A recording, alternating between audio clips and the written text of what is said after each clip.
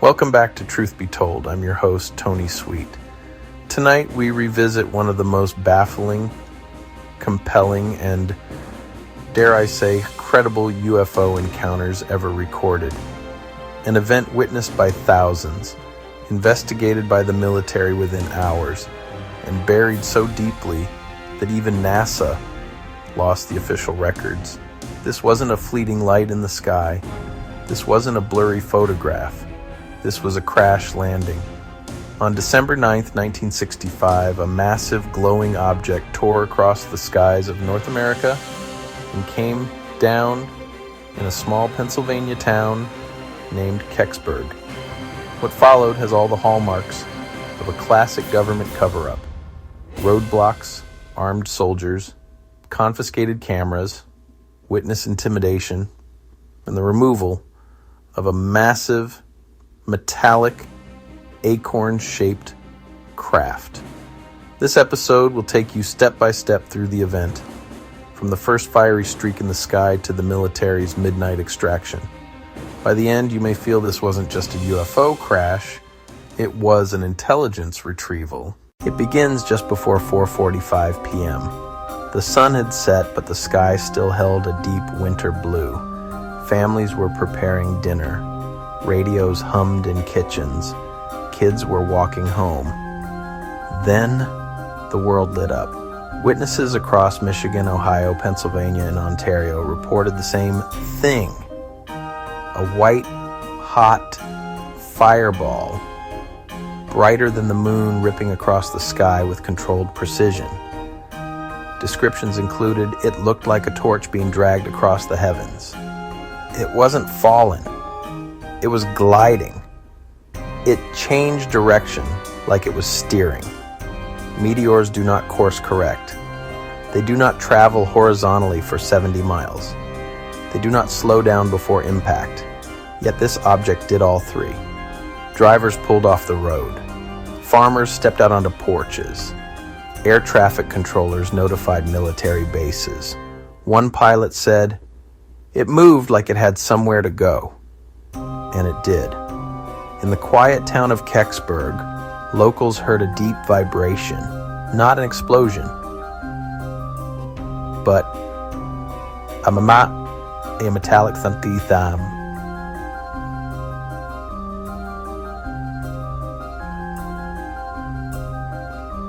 Heavy and deliberate. Something had landed, not crashed. Landed. Kecksburg was small. The sort of place where kids roamed freely and everyone knew everyone's name. So, when the thump echoed through the valley, curiosity kicked in. A group of local children ran toward the woods, fast, arriving long before any official presence.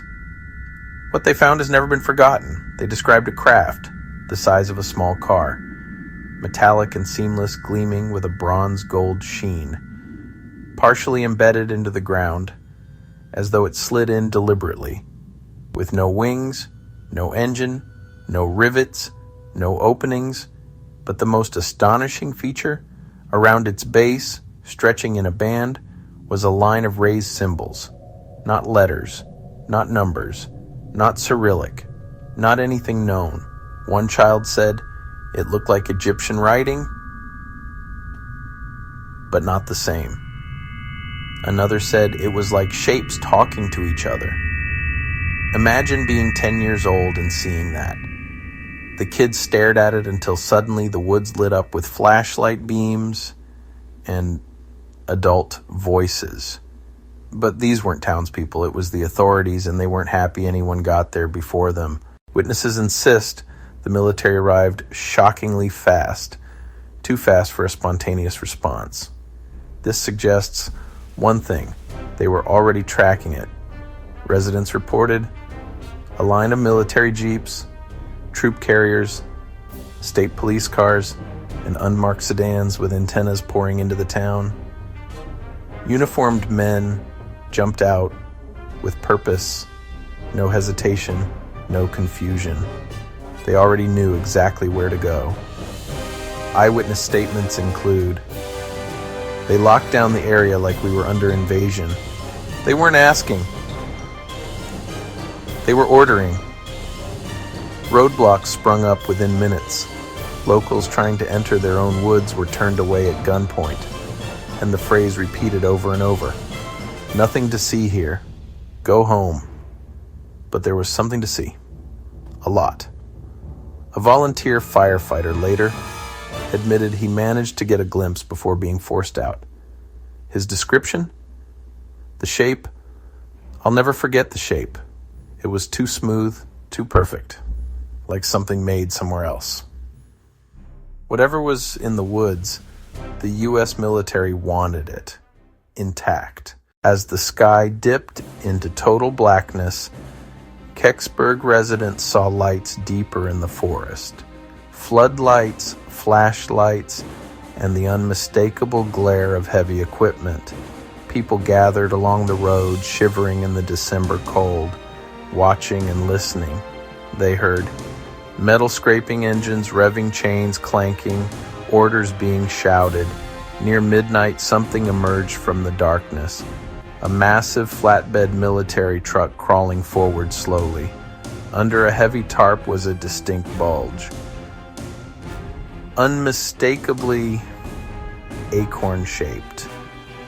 Witnesses swear they could see the outline perfectly, rounded top, tapered bottom, banding near the base, exactly where the symbols had been. Several locals cried out, "That's it, that's the UFO."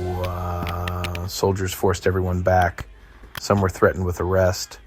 A few claimed they were warned never to talk about what they'd seen. The truck rolled through Kecksburg, escorted like a royal procession, except the king was hiding under canvas. It headed straight out of town. Destination? Many believe Wright-Patterson Air Force Base, the same facility tied to Roswell, and rumored crash retrieval programs, where crashed craft go to disappear. Now we get to the cover-up portion of our story. Immediately after the incident, NASA made their first claim. There was no object. Nothing was recovered. When witnesses pushed back, NASA changed the explanation. It was a meteor, but witnesses insisted they saw a controlled descent. Meteors don't slow down or navigate, so NASA revised again. It was a Soviet space probe, Cosmos 96, but here's the problem. Cosmos 96 crashed 12 hours earlier and landed in Canada, not Pennsylvania. Even NASA's own records confirm this. So NASA tried to correct the correction. Okay, maybe it wasn't Cosmos 96, but it definitely wasn't alien.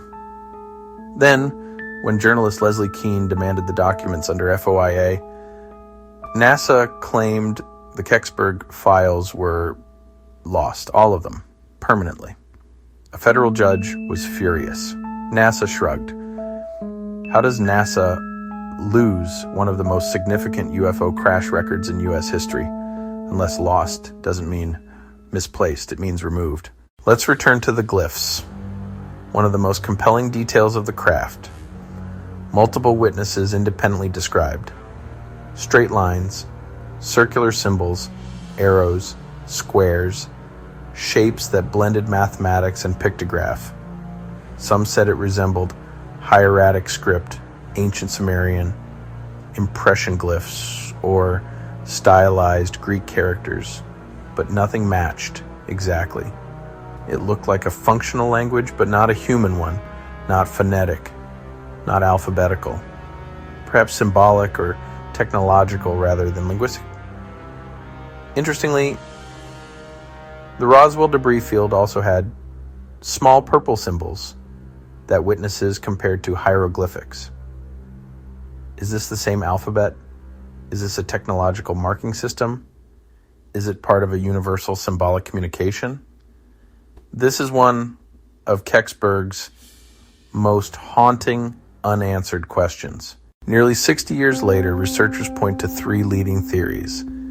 Theory 1, extraterrestrial craft, the controlled trajectory, the intact structure, the seamless alloy, the unknown writing, the immediate military retrieval, the secrecy, the missing documents. This theory checks every single box of a classic UFO recovery operation.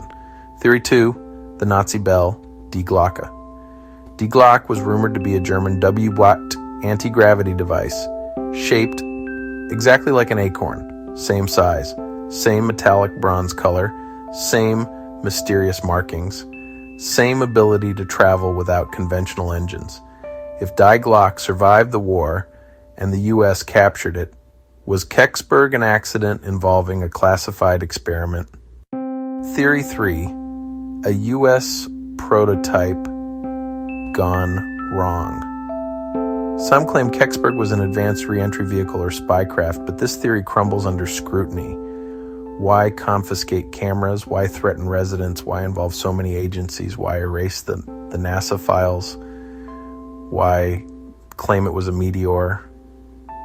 Why remove it under extreme secrecy? The behavior of the authorities does not match the recovery of a simple experimental craft. Everything points to something beyond conventional explanation. Kecksburg residents never forgot what they saw.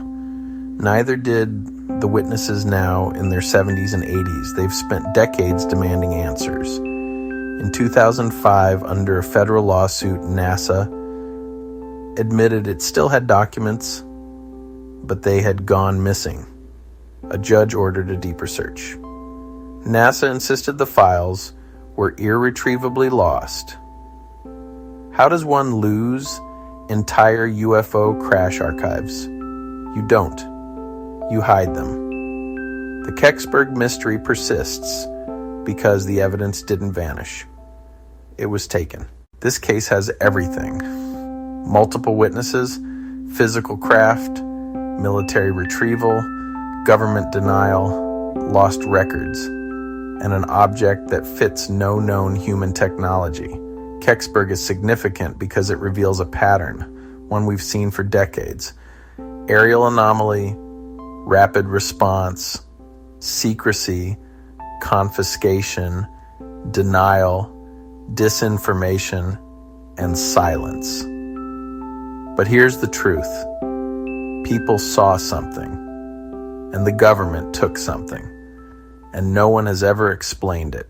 Thank you for joining me on this deep, detailed journey into one of America's most compelling UFO mysteries, the Kecksburg crash of 1965. If you enjoyed this episode and want more investigations like this one, subscribe, share this episode, follow us on Club Paranormal, click the bell so you never miss a show. I'm Tony Sweet, and remember, the truth isn't hidden, it's just not told. Until next time, keep searching for the truth. Subscribe for more investigations, follow us on Club Paranormal, and click the bell to never miss an episode.